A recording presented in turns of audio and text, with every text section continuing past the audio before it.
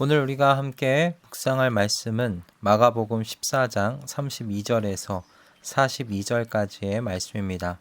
마가복음 14장 32절에서 42절까지의 말씀, 우리 함께 읽고 주님께서 오늘 우리에게 주신 은혜를 함께 나누도록 하겠습니다. 그들은 겟세마네라고 하는 곳에 이르렀다. 예수께서 제자들에게 말씀하시기를 내가 기도하는 동안에 너희는 여기에 앉아 있어라 하시고 베드로와 야고보와 요한을 데리고 가셨다. 예수께서는 매우 놀라며 괴로워하기 시작하셨다. 그래서 그들에게 말씀하셨다. 내 마음이 근심에 쌓여 죽을 지경이다. 너희는 여기에 머물러서 깨어 있어라. 그리고서 조금 나아가서 땅에 엎드려 기도하시기를 될 수만 있으면 이 시간이 자기에게서 비껴가게 해달라고 하셨다. 예수께서는 이렇게 말씀하셨다.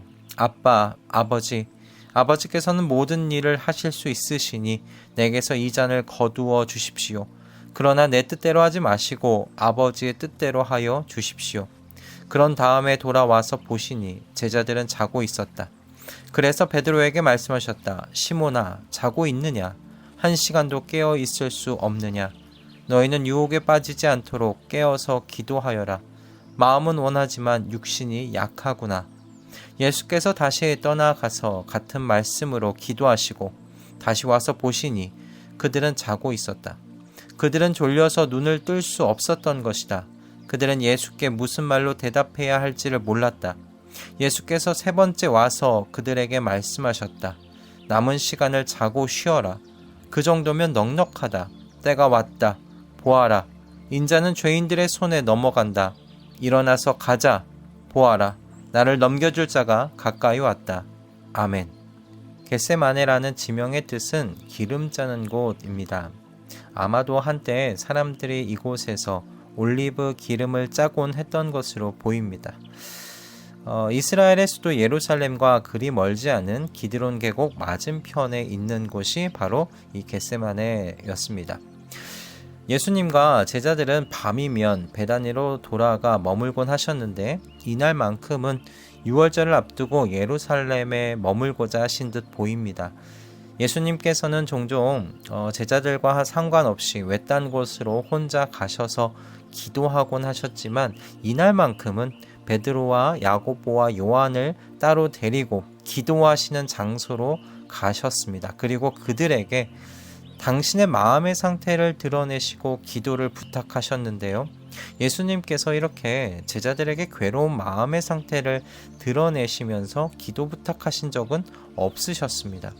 그렇기에 베드로와 야고보와 요한은 특별한 중보기도의 사명을 예수님께로부터 부탁받은 것이나 다름 없었습니다.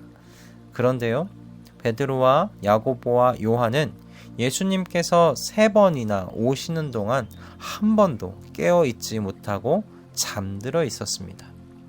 아마 깨어 있고 싶어도 몰려오는 피곤에 의하여 졸음에 굴복해버리고 말았던 것 같습니다. 하지만 이 일로 인하여 드러나는 건 예수님께서 십자가 고난을 앞두시고 고통스러워 하시는 마음에 제자들이 함께 기도로 깨어 있어 주시기를 기대했지만 그들은 잠시도 예수님과 깨어 있을 수 없었던 연약한 존재였다는 것이었습니다.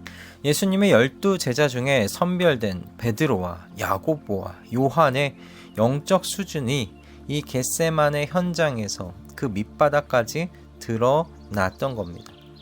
그러니 이후에 이어지는 베드로가 예수님을 3번 부인하는 이야기, 이 이야기가 독자들에게 그리 충격적으로 다가오지는 않는 그 이유가 바로 여기에 있지 않은가 싶습니다. 하지만 이런 제자들이요, 예수님께서 십자가의 죽으심을 통과하시고 부활하심으로써 약속하신 성령을 받음으로 인하여 변하게 되었습니다. 제자들은 성령의 능력으로 예수님과 같은 기도를 드릴 수 있게 되었지요. 사도행전을 여러분 살펴보십시오. 예수님께서 약속하신 성령이 임하시자 거침없이 복음을 사람들 앞에 선포하며 전하기 시작하였습니다. 그리고 이들은 예수 그리스도의 이름으로 기도하며 병든 자를 치유하고 하나님의 나라의 가르침을 전하였습니다. 우리는 겟세마네 동산의 제자들의 모습에 익숙한 것은 아닌지 모르겠어요. 마음은 기도하고 싶지만 육신의 연약함 때문에 잠에서 깨지 못하는 것이라고 우리 자신을 위안하고 있는 건 아닌지 모르겠습니다. 예수님께서 겟세마네 동산에서 제자들에게 기도를 권면하고 세 차례나 그들에게 오셔서 말씀하셨을 때 예수님의 말씀에는요, 여러분, 실망과 꾸지람이 섞여 있었습니다. 예수님께서 마음은 원하지만 육신이 약하구나 라는 여러분 이 말씀은요, 그들의 연약함을 이해하신다는 의미의 말씀이 아니십니다. 이 말씀은 마음, 즉 영의 원함으로 연약한 육신을 이기라는 도전이시죠. 그러나 이것은 성령이 임하시기 전까지 제자들에게는 불가능에 가까운 것이었습니다. 베드로는 마음의 원함과는 달리 3번이나 주님을 부인할 수밖에 없었어요. 연약한 육신은 죽음의 두려움 앞에서 주님을 부인하는 것을 선택할 수밖에 없게 하였습니다. 하지만 하나님의 성령께서 베드로에게 임하시자 그는 어떤 사람으로 변모합니까? 죽음을 두려워하지 않고요, 대제사장과 서기관들 앞에서 예수님께서 하나님의 아들 그리스도이심을 증거합니다. 이것이 겟세마네 동산에서 성령의 도우심 속에서 기도하시던 예수님께서 우리에게 보여주시려는 모습이라고 믿습니다.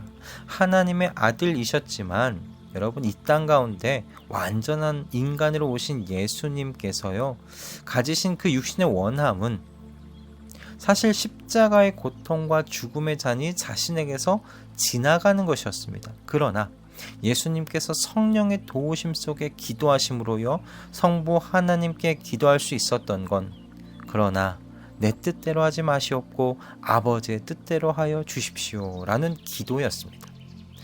그렇게 주님께서는 육신의 원함이 아니라 성령의 이끄심을 따라 십자가의 고통과 죽음 앞으로 걸음을 떼시며 앞으로 나아가실 수 있었던 겁니다.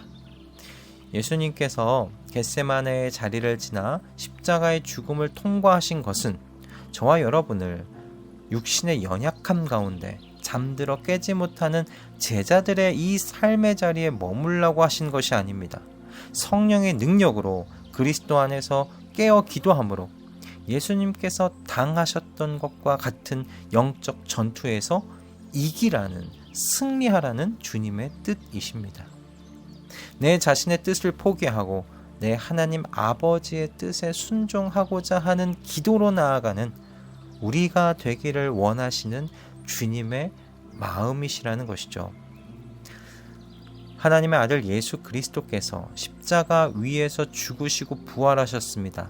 그러므로 예수님께서요, 제자들에게 약속하신 대로 하나님의 성령께서 하나님의 자녀들 사이에 임하셨어요. 여러분, 이 사실을 믿으시기 바랍니다. 하나님의 성령께서 겟세마네에서 예수님의 기도를 도우셨듯이 우리의 기도를 도우십니다. 그래서 오늘날 우리도요, 예수님처럼 기도할 수 있습니다. 내 뜻이 아니라 아버지의 뜻대로 되게 해달라는 기도를 할 수 있습니다. 그렇게 우리는 주님의 이름으로 모든 것을 구할 수 있게 되었고 모든 것을 받을 수 있게 되었습니다. 그러니 여러분, 이번 한 주뿐만 아니라 우리 매일매일 성령의 도우심으로 기도하는 우리가 되십시다. 성령으로 기도함으로 잠들지 않고 깨어있는 하나님 나라의 백성들이 되십시다. 하나님의 뜻과는 상관없이 나의 뜻이 관철되기를 바라고 소원하는 내가 아니라 기꺼이 내 뜻을 꺾고 아버지의 뜻대로 되기를 원한다고 진심으로 기도할 수 있는 하나님 나라의 백성들이 되십시다. 이런 나 자신을 위하여 오늘 이 아침에 기도하는 저와 여러분 되시기를 주님의 이름으로 축복합니다. 우리 주님께서 십자가 위에서 죽으시고 부활하신 이유는 바로 이런 능력의 삶을 살게 하시기 위함이니 더 이상 육신의 연약함을 핑계대지 말고 성령의 능력으로 새롭게 하신 새 인생을 살아가는 우리 모두가 되실 수 있기를 주님의 이름으로 축복합니다. 기도하겠습니다. 주님, 오늘도 우리에게 필요한 말씀을 주셔서 감사합니다.